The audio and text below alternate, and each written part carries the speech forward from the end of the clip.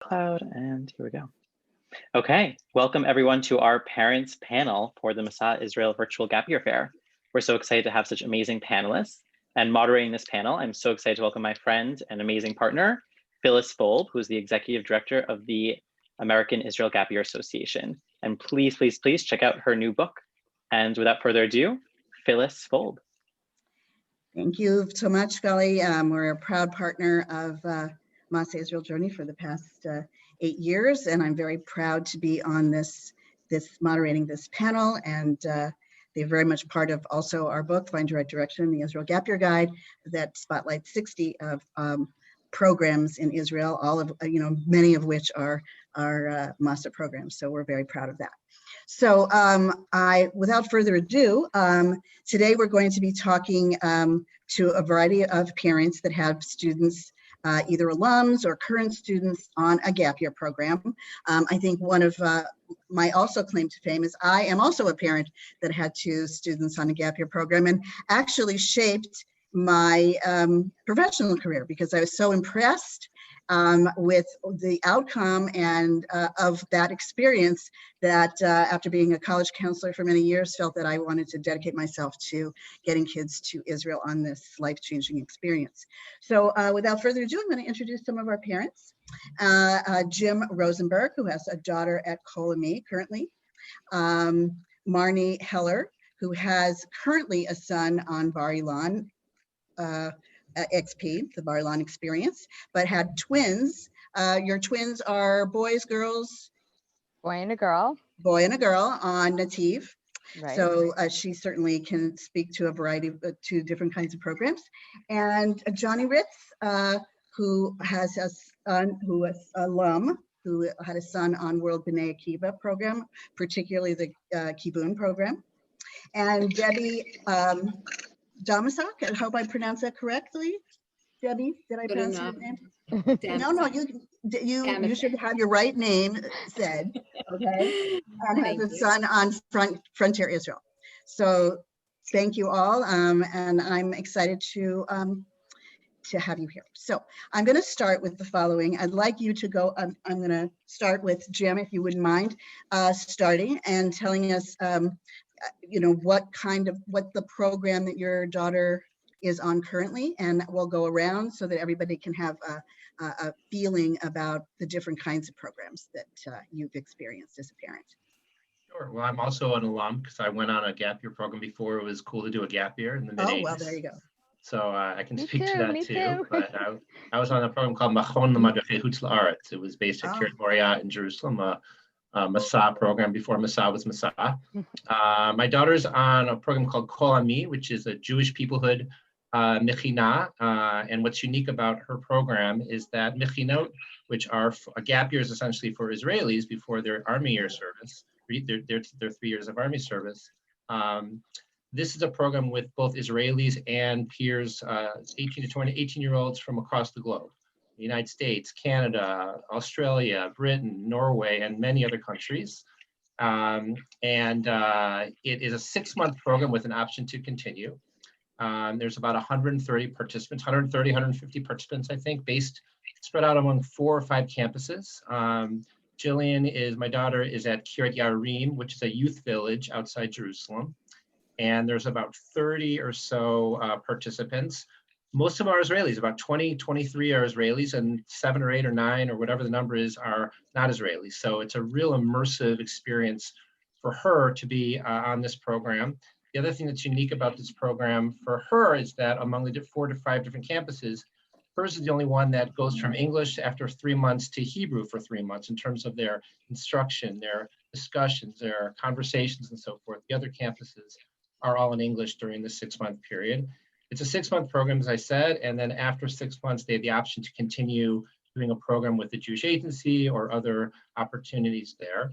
And the last thing I'll say is that it's a program that's really run by the participants. They cook, they plan the programs, they plan the discussions, they have vadot, they do a lot of different things. And it's a really great immersive, so far, the wonders of WhatsApp in terms of being in touch, a great immersive experience for her, travel, volunteering, discussions, leadership development, a whole range of things. So I'll stop there, but that's what she's doing right now. Great. Debbie, do you want to tell us about your son's program? Sure. So my son Benny is on the Frontier program, which is a gap semester program. It was, I believe, newly created to sort of take advantage of the situation with COVID and the kids not, a lot of kids not really wanting to go to college right now because of the circumstances, or, certain schools not actually allowing them to be there, in person. And it's a combination of volunteer work and sort of like seminars and educational experience. And then also they get to travel, they have certain, trips while they're there to see the country. They're learning a lot. They're doing volunteer work in a couple of different locations for chunks of time. And there's, I believe that there's 23 kids. They live together in different scenarios. In some cases, they're in dorms, and right now they're in a house together. They're in the South, they're in the North, they're in the middle. And it's really it's been a really amazing experience for my son, just from the group of people, the things that they're learning, the volunteer work that they're doing. They're doing a lot of farming, or, they have some choices of what they do, but a lot of it is farming. They were, locked down for a while, and, because the group of kids really like each other and they really get along great. They're just, spending a lot of time together, building really close friendships and having a great time. So that's the Frontier program. Great. Johnny, do you want to help us out with World B'nai Akiva? Sure. Firstly, I want to thank Phyllis Folb for her selfless and unbelievable work that she does for our kids. I was so grateful that we had this resource to ask Phyllis for, different programs. But I, who grew up in South Africa and very Zionistic, and came to the US 30 years ago, raising our kids to love Israel and appreciate Israel. And when it came to picking gap years, we wanted to give our kids an opportunity to have a gap year that would fall in line with how they were raised in our home. And when we reached out, some of the gap year programs for our son Adam were a little too religious, a little too intense on Torah study, and some had very little to no Torah study, and we had to find a balance. And if you're familiar with B'nai Akiva, a modern Orthodox organization, Kivun is one of the newer programs that they have. And this amazing program offered the whole gamut, the rainbow of different options, where he could study, he could do a lot of chesed, he did an internship. So they started their program on a kibbutz up in the north for the first month, where they were literally rolling up their sleeves during the day, taking care of the cows. Some people worked in the kitchens at night shiurim. He did a 3-month internship at Hebrew University, working in a 3D tech lab. My son is bound for engineering. He's going to Brown University, and he really wanted to do something that would plug into his interests. He was with approximately 30 kids from all over the world, from Britain, Sweden, Holland. It was really, really amazing. I visited the program in November and got to meet the kids, to meet the shlichim. Having grown up also loving sport, my son didn't want to feel bound down to sitting in a yeshiva all day. And for us, it was really important not to put a round peg in a square hole. We wanted this experience for him to really thrive. It was an unbelievable experience of independence. Most of our kids don't come from below the poverty line, and going away to Israel gave him an opportunity to see what real life is about, to prepare him for college. And Kibbutz was just an unbelievable experience. Obviously, COVID cut the experience a little short, but the experiences he had on Kibbutz in so many different aspects, from the people that he met from around the world, he's still in touch with, he speaks to. I often walk into his room, he's on a call to Holland, he's on a call to Sweden. He just, because of COVID, he's been delayed from starting at Brown. He's the only kid I know that's doing an internship before college with an aerospace startup working on their 3D printers because of the experience that he gained at Hebrew U. So Wow. I cannot say enough wonderful things about Kivon. Wow, thank you so much. Wow, thank you so much. Marnie, you have kids in 2 different programs, alums. So I'd love for you to just give us a little taste of each of those, if you wouldn't mind. Sure. So my now 23-year-old twins were on Nativ.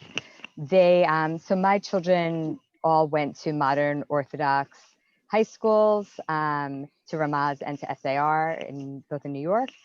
And they, you know, many of their peers went on to seminary and to yeshivot, and that just wasn't something that any of my kids were interested in. And actually, I should say that I also went on a gap year. I did do a seminary. I went to Bravenders, so I knew how amazing what a gap year did for me. It really changed my life, and always knew that it was something that I wanted my children to do. Took a little convincing on the husband side, but now if I tell you if he was on this call, he would say everything that I say. So my twins were on Nativ, and they started for the first semester at Hebrew University, taking, you know, different philosophy classes, Judaic studies classes, and really getting to know Jerusalem, which was wonderful for them. Nativ has a very warm, they're Ramah kids, so it's full of spirit, full of ruach, and it really, the program embraced them and they embraced the program. They live in Agron, which is at the conservative yeshiva for the first semester. And again, they study and have amazing just activities, leadership activities, bonding experiences for that first semester. And of course, they travel. For the second semester, they then do community service, and they split into the north and the south. And at that time, they were on a kibbutz my son was on a kibbutz in the north. They split my twins, which was great. My son was on a kibbutz in the north, and my daughter was in Yerucham in a development town. And, you know, Molly did really meaningful work in a gan, in a kindergarten in Yerucham. She was only able to speak Hebrew, which was amazing for her. Her Hebrew, she came back from Israel, and after all those years in yeshiva, I will tell you that her Hebrew was kind of meh. And after Israel, it really is amazing to see the difference. So she worked in a gan, and he worked on a kibbutz, and he did like physical work, which he loved. They really got to know the communities where they were living. The people spent time at their homes for meals, for Shabbatot. And then, of course, also really got to travel the country. They grew in ways. My son was very academic in high school. He went to Ramaz, and he really academically he thrived in high school. But going straight to college, we felt like he had some growing to do socially, and I will say that he came out transformed. It gave him a confidence level that I don't know that he would have had going into school. And my daughter academically really needed that. She needed that transition. She needed to start in a little bit of a university setting. And I will say that they both, you know, how they were in college, I think was just a testament to this gap year program. My younger son last year was on Bar Ilan XP. And though because of COVID, you know, a lot of the participants left early, we made the decision to keep him there, and his program, you know, continued to the best that they could. Bar Ilan was also just a perfect place for my son. They, again, had university classes, which I think was a great introduction for him. Yet they didn't live on the Bar Ilan campus. They have their own campus, which I think was a perfect way for them to sort of transition between high school and college. They, you know, coming from, you know, a modern Orthodox yeshiva, he had great relationships with rabbis in his, you know, in his school. And I will tell you that his relationships that he came out of, he's now in Indiana University, he texts with his rabbis. They really became his friends. They became role models. And I think they really helped form his Judaism, which is really incredible, and his love for Israel. So and I will say how Bar Ilan handled COVID was magnificent. They kept them safe, but they kept them occupied. They really we felt going into it and making that decision to leave him in Israel was tough. And I will say it was the best decision we ever made because they really rose to the occasion. Well, thank you all. That was a very beautiful way to describe your programs. So I'm wondering, the next thing was, I want to talk two things. What were the circumstances in which you decided to have your children go on a gap year? Was it something that was, you know, part of the context that you always did? Was it, you know, peer? Was it the COVID inspired because your kids weren't going to college this year? What was that? And also, what were the tools you used, the mechanism to evaluate the program? Like, what was best for your child? So Debbie, I'm going to start with you. Sure. So my son, you know, when COVID hit in the spring and he was a freshman in college, he loved college so much and he was just devastated when it all came to an end.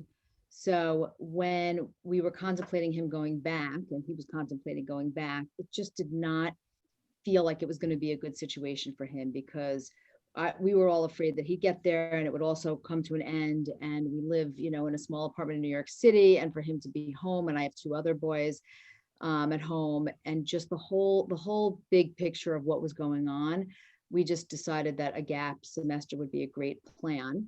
But there didn't seem to be too many options out there.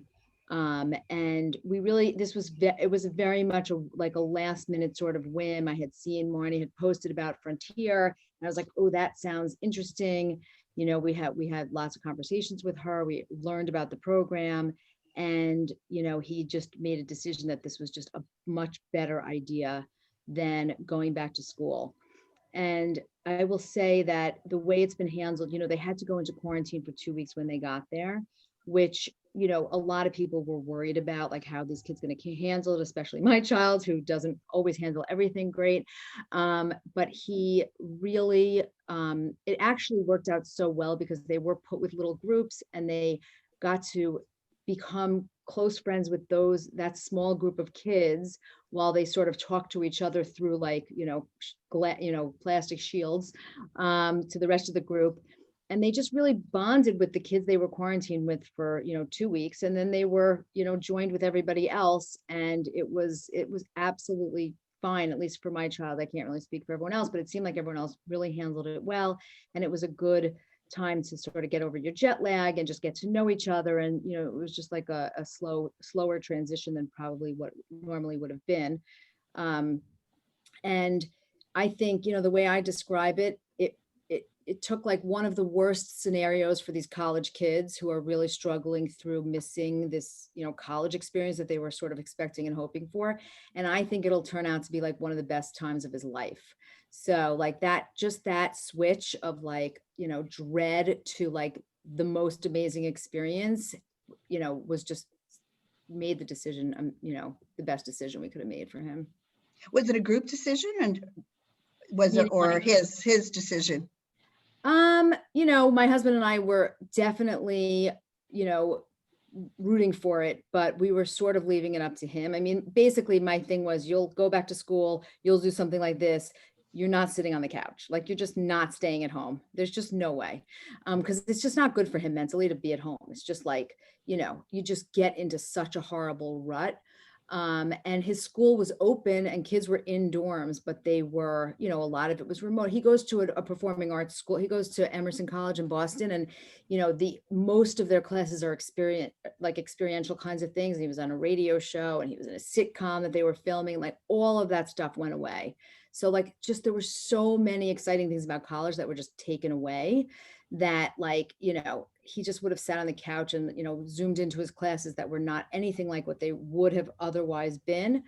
And he was on board with it. He was like, I think this is a good thing. And he loves this kind of stuff. He loves getting to know new people. He loves, experiencing different things. He's traveled before. He went to camp every summer, so he's, it was right up his alley. It's actually perfect. He loves to learn. He loves to travel. He loves to, experience things, and he's embraced farming to a level I never expected. So. Okay, thank you so much. So I'm just gonna ask one more person about that. I know, Jim, your daughter was on board right from the beginning before all this. Can you tell us how that, her journey to Gap World? Yeah, so last year she was a senior in high school. And she had thought about doing a gap year even before COVID was COVID, which was nice because she didn't really need to pivot. This was already something she wanted to do. She applied to all her schools and everything like that. But unlike some of her friends who have since made the decision to go on gap years this year, it was something that she had thought about for a while. She went to a Jewish day school growing up here in Chicago, a small one though. And that's interesting I think we're 16 students in her 8th grade graduating class. About 7 of them are on a gap year right now in Israel. Some of them had planned on doing it. A couple had, again, made a last minute change. But so she was thinking about it for a while. And it really was a group kind of thing. We obviously, if she didn't want to do it, we wouldn't have pushed it, but we were totally encouraging her to do it. I had done one. We knew a lot of people had done one. And for all that what Debbie and others have said in terms of what you're going to get out of that experience, it was a no-brainer. So it was something that she thought about in terms of what we were looking for. To your other question about what about the program, how you evaluate it, looking for an opportunity for exposure. I mean, her roommate during quarantine was a girl from Oslo, Norway. She's not going to get that anywhere else. Yes, and it's like being with kids from the Israelis, but also all over the world, and having those experiences to learn from each other, to get to know each other, and really kind of immerse yourself in Israeli, society to the extent that she can and they can during this challenging time. But she too, her group went down during the nice thing about the Masa programs is that they were able to have some connections for Protexia to kind of get out and do some stuff. And so her group went down to Yerucham, I mentioned Yerucham, to pick pomegranates on a farm for 3 days last week. Great experiences. And it was something that she'd been thinking about for a while. And it was a nice process during her senior year. And then when COVID hit, it just kind of reinforced it all along, that was the right decision for her. Great. So I'm going to ask you, I want all of you to kind of think about this and kind of go quickly around, is what do you wish you had known before? Before you went on the gap year, you wish that someone had told you about the gap year experience, how to decide what you wish you had known as a parent to advise your student. And the second part of that is what, in maybe 1 or 2 words, what was the best thing, especially those of you that have alums, that your student got out of their gap year experience? So Marnie, why don't you start? Sure. So I would say what I wish I would have known was how much money they were going to spend on food. Right? No, honestly, I I have to say, I feel like I was very prepared for everything. Maybe for them to have been a little bit more prepared on the communities where they were living, you know, other than when my children were living in Jerusalem. Possibly for them to have had a little bit more background, or a little bit more of an idea about the communities before they actually walked into them, I think would have been helpful. And I'm sorry, what was the second question? What's, like, in 1 or 2 words, what's the best thing that came out of their gap year experience? For all of my children, I would say it was independence. They, I mean, came back doing their own laundry without my even having to ask, which was really incredible. Like that was the first thing I noticed. But in general, they learned how, you know, I drove them around everywhere when they were kids, or then they got into a car themselves. They learned how to take public transportation. That was just an amazing thing. You know, we now live in Manhattan, but I raised my children in Westchester. There was no public transportation for them. So they learned how to take buses. They learned how to get around on their own. Real independence. They learned how to handle money on their own. I would say that was the biggest. Johnny, what can you tell us, something that you wish you would have known, and advice to some, you know, the parents out there, and what was the best thing in 1 word? So there's nothing that I wish I'd known. We was just so excited about sending Adam on Kivon, but I will say this, in your prior question is what pushed us to get him there, or to encourage him, because he wasn't sold on it, is that the youth of today, Phyllis, are so ignorant and have no resources, and sitting around the Shabbat table, when you hear how little kids here in North America really understand about Israel. So sort of the driving force was to send our kids there so they could really be exposed and learn firsthand what is going on with the Palestinian people, what is going on living as an Israeli in Israel for this period. And our son, who was the captain of his golf team, started a cooking program at his high school, was an engineering buff, and he wanted all of these things. So we looked for that program that we could find it. The real takeaway is he came home speaking fluent Hebrew. He came home understanding a lot about the facts on the ground. And that, you know, we always encouraged our kids that before 1948, there was never this policy called Israel with open arms.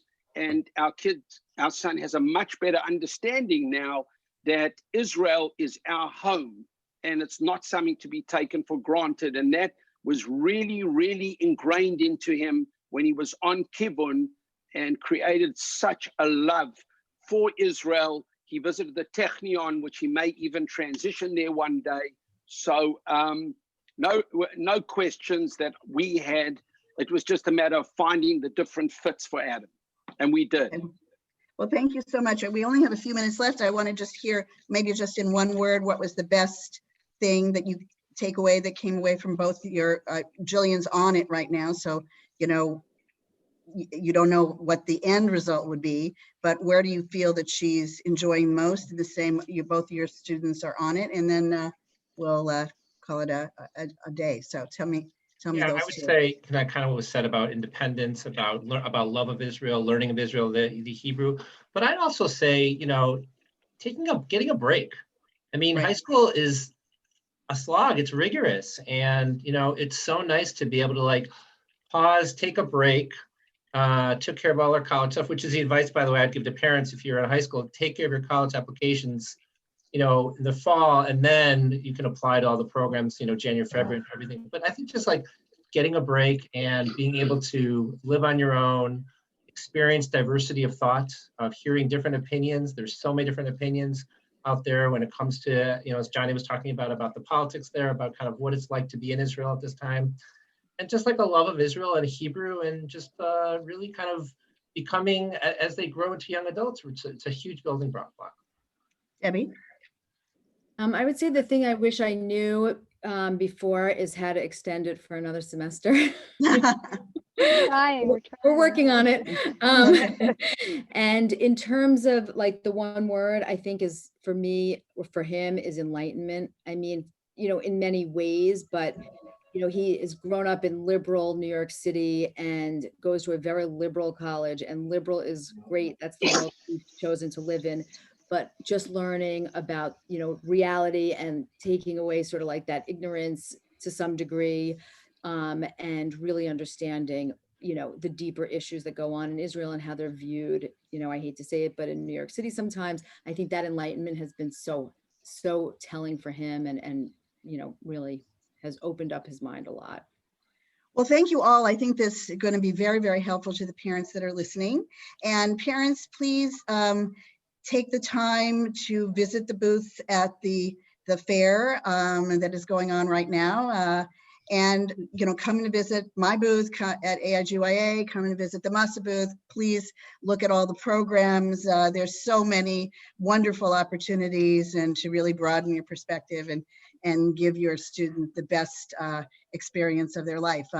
I always, the gap year has always been something that has proven to better academic success, better grades, more direction, all the things that we talk about. But for the Jewish student going to Israel, it is life-changing. So we hope that you all take advantage of this wonderful. Phyllis, can I throw in a quick popcorn? I just want to say to the other parents, one thing that our son took away from Israel, with all the uncertainty that we live with currently, and unfortunately, is my son has always known that he has a home to go to. He has an Israel that he can go back to, that he can speak the language, that he can live with the people. And even although he loves America, it's a very rewarding thing to know that we've been privileged to give our children the opportunity to go to Israel and to get a taste of what we can call home.